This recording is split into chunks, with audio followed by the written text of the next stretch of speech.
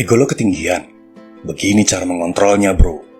Menurut lo, apa sih musuh terbesar cowok sejati? Jawabannya adalah ego. Ego tinggi berarti lo ngerasa kalau diri lo lebih baik, lebih hebat, dan lebih penting dari orang lain. Pada dasarnya, ego nggak selalu negatif, bro.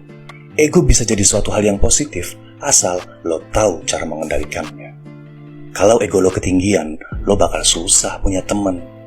Bakal susah belajar hal baru, bakal susah menerima kritik dan memperbaiki diri.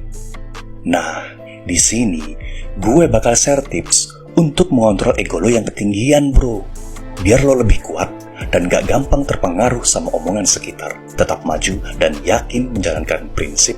Bahkan ketika banyak orang yang ngomongin lo, ego adalah hal yang bikin kita ngerasa udah cukup hebat, ngerasa udah cukup pinter, ngerasa gak perlu berkembang untuk jadi lebih baik.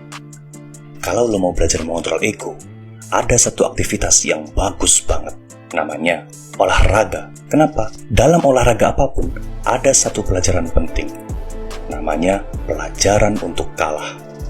Kalau lo udah biasa kalah, lo akan sadar kalau ada orang yang jauh lebih hebat dari lo.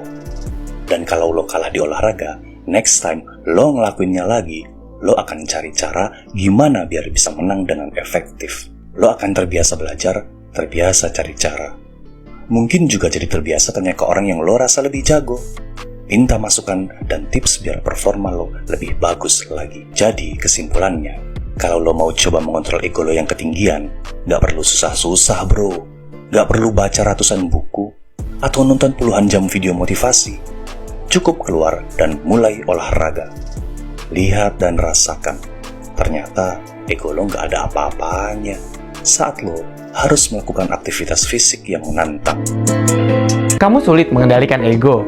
Aku kasih tahu 5 cara efektif buat nurunin ego biar nggak salah ambil langkah dalam mengambil keputusan. Selalu melihat dampak dari keputusan yang akan diambil. Kamu harus bisa memilih hal yang paling mendesak di antara pilihan yang ada. Pikirkan konsekuensi dari apa yang ingin kamu berikan terhadap orang lain. Memposisikan dirimu saat berada di pihak lain. Sadarkan diri kamu bahwa kamu tetap membutuhkan orang lain. Obat sejati bagi ego adalah altruisme. Altruisme itu lawan kata dari egois. Egois itu mementingkan kepentingan pribadi, mementingkan kebutuhanmu, kesukaanmu. Apapun yang kamu mau, bahkan mengorbankan kepentingan orang lain.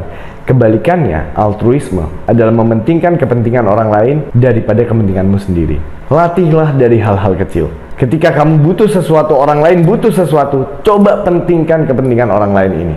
Dengan sadar diri, bukan karena kamu lemah, tapi karena kamu sedang berlatih untuk menjinakkan egomu. Ketika kamu berhasil mendidik egomu, akan lahir seorang yang baru. Ketika kamu berhasil mendidik egomu, akan lahir kembali hati nuranimu.